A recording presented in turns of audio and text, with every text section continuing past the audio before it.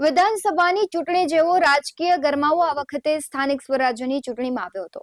સૌથી વધુ ચૂંટણીમાં ચર્ચાનો કોઈ વિષય રહ્યો હોય તો એ છે કે કાંધલ જાડેજા અને ઢીલીબેન ઉડાદરા. કારણ કે કુતિયાણામાં છેલ્લા 30 વર્ષથી સતત ઢીલીબેન ઉડાદરાનું રાજ હતું અને આ વખતે તેમનો સીધો મુકાબલો કાંધલ જાડેજા સાથે થયો અને તેમની કારમી હારનો તેમને સામનો કરવો પડ્યો. આ ચૂંટણી ખાસ એટલે હતી કારણ કે આ વખતે ચૂંટણીમાં એક પરિવારના બે સભ્યો વચ્ચે લડાઈ હતી. ભાજપ વર્સિસ સપા નહીં, પરંતુ કાંધલ જાડેજા વર્સિસ ઢીલીબેનની લડાઈ હતી. નમસ્કાર, આપની સાથે હું ભગવતી વિશાવડિયા. આજે કુતિયાણાથી કાંધલ જાડેજાની જે ભવ્ય જીત થઈ છે તે મુદ્દે ચર્ચા કરવા માટે આપણી સાથે જોડાઈ ગયા છે ચૂંટણીના સ્ટાર પ્રચારક હિરલબા જાડેજા. હિરલબા, સૌથી પહેલા તો BS9 TV ન્યૂઝમાં આપનું હાર્દિક સ્વાગત કરું છું. કુતિયાણાની બેઠક પર કાંધલ જાડેજા અને જે રાણાવાવની બેઠક પર તેમનો ભવ્ય વિજય થયો છે. હિરલબા, શું કહેશો તેના વિશે? બસ સૌ પ્રથમ તો મતદારોનો આભાર વ્યક્ત કરીએ છીએ, કારણ કે જે મતદાતાઓએ અમારા ઉપર ભરોસો મૂક્યો છે. રાણાવાવમાં અમે ત્રીજી ટર્મ જીત્યા છીએ અને કુતિયાણામાં પ્રથમ વાર જીત્યા છીએ. એટલે મતદાતાઓએ જે વિશ્વાસ મૂક્યો છે એ વિશ્વાસને સંપૂર્ણપણે નિભાવીશું, એનો અમે પણ મતદારોને વચન આપ્યું છે અને તે પૂર્ણપણે નિભાવીશું. અને ફરી મતદારોનો આભાર. હિરલબા, જે 30 વર્ષ પછી પરિવર્તન આવ્યું છે, ઉડાદરા પરિવારનું જે વર્ચસ્વ છે તે છીનવાયું છે, તેના વિશે આપ શું કહેશો? સત્યનો હંમેશા વિજય હોય છે, એટલું જ કહીશ. ખાસ તો હિરલબા, આ લડાઈ છે એ કાંધલ જાડેજા અને ઢીલીબેન ઉડાદરા વચ્ચેની હતી, નહીં કે ભાજપ અને સપાની. તો આ પરિવારની લડાઈમાં ઢીલીબેનની હાર થઈ છે, તો તમે કયા પાસાને જવાબદાર ગણો છો? પહેલી વસ્તુ તો એ છે કે વાત તો સાચી છે કે પક્ષોની લડાઈ નહોતી, પરિવારની લડાઈ પણ અમે તો નથી માની. એ સામેના પૂર્વ પ્રમુખશ્રીએ પોતે એવું નક્કી કરી અને બધાને એવું સમજાવતા હતા કે આ પરિવાર લડાઈ છે, પણ પરિવાર લડાઈ તો હતી જ નહીં. કારણ કે અમે તો પ્રજાના જે ઈચ્છા હતી, કુતિયાણાના જે લોકોની ઈચ્છાઓ હતી એને ધ્યાનમાં લઈ અને એ લોકોનો જે અસંતોષ હતો, ત્યાં કોઈ પણ જે પ્રજાલક્ષી કાર્ય નથી થયું, લોકોનો કોઈ પણ શહેરનો જ વિકાસ નથી થયો, તો લોકોનો તો ક્યાંથી થાય? એ જે વિકાસ અધૂરો વિકાસ, આપણે કહેવાય ને કે તમામ પ્રાથમિક સુવિધાઓ જે મળવી જોઈએ લોકોને, એની અસુવિધા, આ બધા જ અનેક પરિબળો હતા અને જેને લઈને અમે લોકો ત્યાં ઇલેક્શનમાં ઉતર્યા હતા અને લોકોને અપીલ કરી હતી કે એક તક અમને આપો, અને લોકોએ અમારામાં શ્રદ્ધા રાખી છે અને અમને વિજયી બનાવ્યા છે. ત્યારે હવે અમારી ફરજ પ્રથમ એ જ બને છે કે અમારે લોકોના જે કામો અટકેલા છે, જે લોકોને જે સુવિધાઓથી તેઓ વંચિત છે, એ સુવિધાઓને પૂરી પાડવી, એ અમારું લક્ષ્ય છે. જી હિરલબા, જે કુતિયાણામાં જે પ્રકારની સંતોકબેન વખતથી જે એક જાડેજા પરિવારની છાપ છે, તેનું આ પરિણામ હોય તેવું લાગી રહ્યું છે તમને? સંતોકબેનની તો વાત સાચી છે, પણ અમે તો 1966 થી અમારા સમાજનું, અમારી જ્ઞાતિનું તો અમે પ્રતિનિધિત્વ કરતા આવ્યા જ છીએ. કારણ કે 1966 થી ગણીએ તો અમારા ઘરે લોકો ન્યાય લેવા આવે છે. 1966 થી ગણીએ તો અનેક એકાદ કોઈ કોમ એવી અહીંયા હતી કે જેનું બહુ જ વર્ચસ્વ હતું, તેઓને મારા પરિવારના વડીલોએ કાઢ્યા હતા અને અમને અમારા જ્ઞાતિના લોકોને પરેશાન કરતા હતા. એટલા માટે ત્યારબાદ 1990 પહેલા અમે કિંગ મેકરની ભૂમિકામાં હતા અને બે વાર વિજયદાસજી મહંત જેઓ કોંગ્રેસના ઉમેદવાર હતા, તેઓને બિનહરીફ ધારાસભ્ય અમે મોકલેલા છે 2 ટાઈમ. અને ત્યારબાદ પરિસ્થિતિ જે પેદા થઈ એના કારણે પછી 1990માં અમે સંતોકબેનને ઉભા રાખ્યા અને સંતોકબેન પણ જીત્યા અમારા પરિવારના, જાડેજા પરિવારના નામ ઉપર, અને તેઓએ પણ ખૂબ સારા કાર્યો કર્યા એ વખતે. ત્યારબાદ આપણે તો ખ્યાલ જ હશે કે ત્યાં કુતિયાણામાં સરમણ મુંજા કોલેજ જે આજે પણ અડીખમ ઊભી છે, કે જે અમે સંતોકબેને પણ પોતાના 5 વર્ષના કાર્યકાળમાં અનેક કાર્યોની સાથે એક સરમણ મુંજા કોલેજ આપી, વિદ્યાર્થીઓના એજ્યુકેશન માટે વિચાર્યું. ત્યારબાદ મારા પતિ ભૂરા મુંજા, તેઓ પણ ધારાસભ્ય રહી ચૂક્યા છે. તેઓએ તેમના સમયમાં પોરબંદર જિલ્લો નહોતો, અમારે હા. દરેક કાર્ય માટે અમારો જિલ્લો જુનાગઢ આવતો હતો, લોકોને જુનાગઢ જવું પડતું હતું. જેમાંથી મારા હસબન્ડે પોરબંદરને જિલ્લો જાહેર કરાવ્યો અને તમામ સુવિધાઓ અહીંયા પોરબંદરમાં આવી. એટલે મારા હસબન્ડે એમના અનેક કાર્યની સાથે એક એવું કાર્ય કર્યું કે જે લોકોને હંમેશા યાદગાર રહ્યું. ત્યારબાદ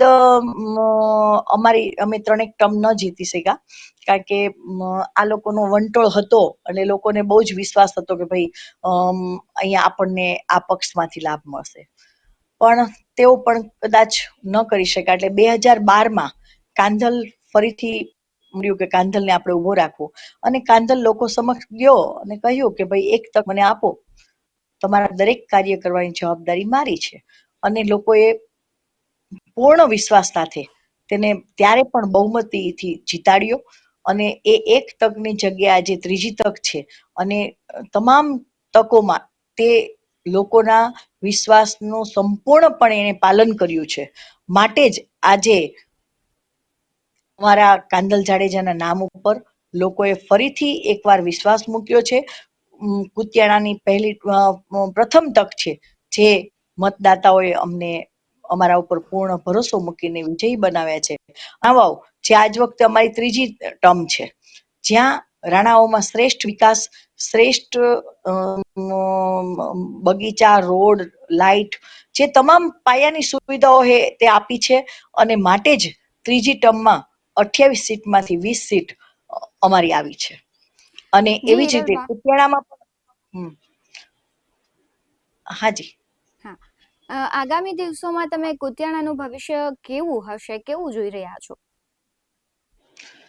કુતિયાણા અત્યારે જે ચારે બાજુ ગંદકીના ગંજ ખડકાયેલા છે, જી. લોકોને અપૂરતી સુવિધાઓ છે, પ્રાથમિક સુવિધાઓ જેવી કોઈ ચીજ એ લોકોને નથી મળતી. એક સ્ટાર્ટિંગ કરું તો ત્યાં ભીના અને સૂકા કચરા માટેની એક ડસ્ટબિન જેવી નાનકડી ચીજ પણ લોકોને આપવામાં નથી આવી નગરપાલિકા તરફથી. પછી નગરપાલિકા પાસે ગાડી હોવા છતાં ક્યારેય કચરો ભરવા નથી ગઈ, એટલે લોકો રસ્તા ઉપર કચરો ઠાલવવાના છે. ત્યારબાદ ભૂગર્ભ ગટર યોજના તો કોઈને પાસે છે જ નહીં, એટલે લોકો જે કઈ પોતાના ઘરનો કચરો છે એ બહાર જ ઠાલવવાના છે. ગટર જેવી કોઈ ચીજ નથી, એટલે ગંદુ પાણી એમના ઘરમાંથી નીકળતો એ પણ રોડ ઉપર આવવાનું છે. પછી હલકી ગુણવત્તા વાળા રસ્તાઓ, એટલે જે બ્લોક પાથરીને રોડ બનાવ્યા છે, તે એટલો બધો હલકી ગુણવત્તા વાળો છે કે અમે પણ જયારે ડોર ટુ ડોર પ્રચાર હું કરતી હતી, ત્યારે કેટલી વખત મારી સાથેના લોકોને ભૂલથી પણ જો આડાવળો પગ મુકાઈ જાય તો એ બ્લોકનું એટલું હલકું કામ કે બ્લોક ઉખડી ગયેલો હોય, એમાંથી નીચેથી પાણી નીકળે અને ગંદુ નીકળે, એટલે આપણા કપડા બગડે. હોસ્પિટલ છે પણ સારા ડોક્ટરો નથી, અને જો ડોક્ટરો કે ત્યાંનો સ્ટાફ કોઈ છે, જેમ કે ફિઝિયોથેરાપી સેન્ટર છે, તો ત્યાં જે કોઈ અધિકારીઓ છે એનું એટલું બધું અતડું વર્તન છે કે લોકો જે નાનો માણસ ત્યાં છે જાય છે, જેની તો એને બહુ જ ખરાબ રીતે જવાબ મળે. દરેક જગ્યાએ આ લોકોના મળતિયાઓ છે, એટલે ક્યાંયથી પણ લોકોને સારો રિસ્પોન્સ ના મળે. એટલે અહીંયા હોસ્પિટલ સારામાં સારી બનાવવાની જરૂરિયાત છે. શિક્ષણ ક્ષેત્રે કાંઈ પણ વિકાસ નથી, એટલે શિક્ષણ ક્ષેત્ર પણ સરસ કરવાનું છે.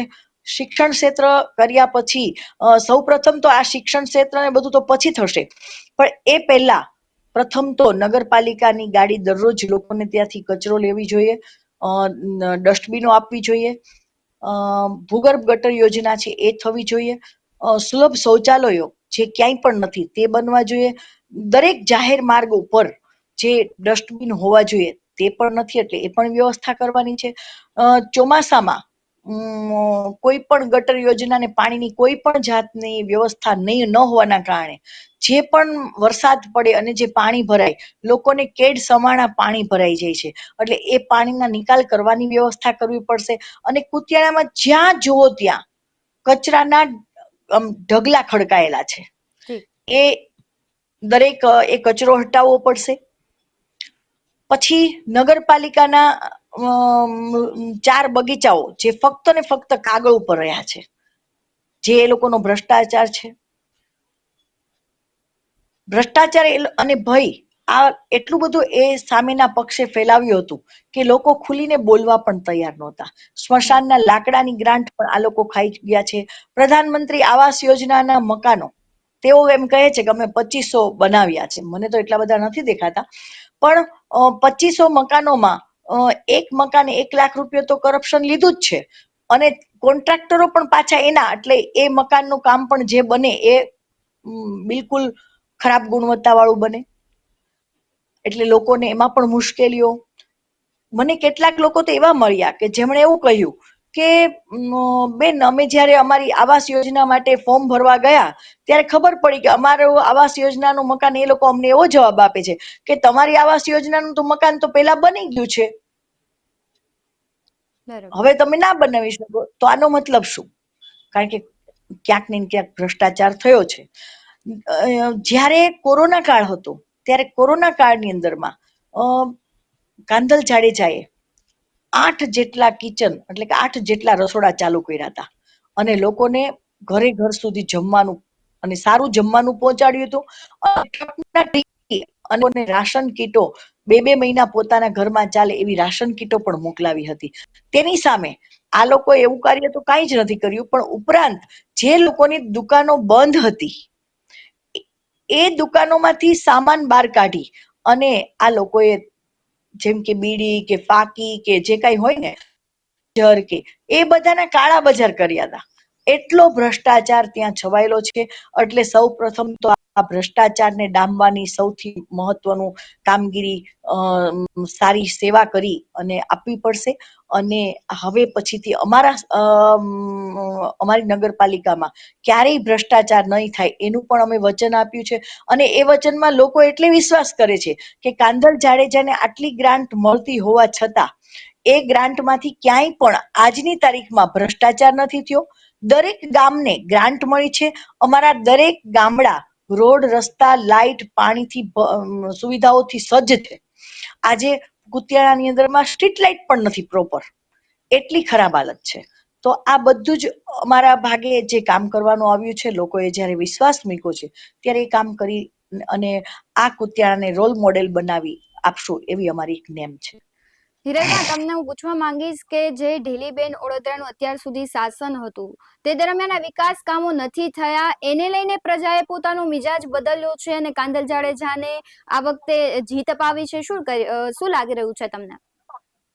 મને તો લાગે જ છે, કારણ કે પરિવર્તન ઝંખતા હતા લોકો, હમ. પણ એ લોકો પણ હતા કે અહીંયા ઉમેદવાર હશે અને જો આપણે આ લોકોને મત આપીશું અને એ કઈ નહીં કરી શકે ને ડરી જશે આ લોકોથી, તો આપણે કાંઈ જ નહીં કરી શકીએ. એટલે આ વખતે તેઓએ અમને લોકોને અમને વિશ્વાસમાં લે અને અમારો વિશ્વાસ તેઓએ જાળવી અને એમણે અમને વિશ્વાસપૂર્વક મત આપ્યા છે.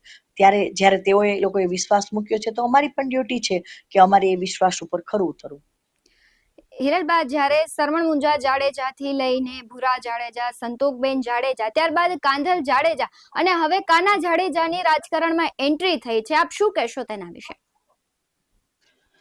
અમે તો એટલું જ માનીએ છીએ કે ઈશ્વરનો જે આદેશ છે ને એ અચાનક આવે છે અને એ આદેશને અમે લોકો હસતા મોઢે સ્વીકારીએ છીએ. અને ક્યાંક ને ક્યાંક અમને સેવા કરવાની તક આપે છે. તો અમે સેવા તો અમારી પાસે સત્તા ન હોય તો પણ કરીએ જ છીએ. બરાબર. અત્યારે પણ અનેક પ્રકારની સેવાઓ અમારે ત્યાંથી થઈ રહી છે, જે બધી જ વિનામૂલ્યે થાય છે.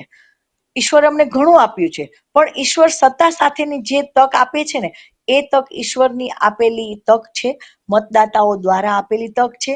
એ તકને અમે પરિવર્તિત કરીને રહેશું અને ખૂબ લોકોને ખૂબ સુંદર શાસન અને સુદૃઢ શાસન આપવાનો અમારી નેમ, અને એની સાથે એ લોકોની પાયાની જરૂરિયાતની તમામ સુવિધાઓથી તેઓને ભરપૂર કરવા એ અમારી જવાબદારી.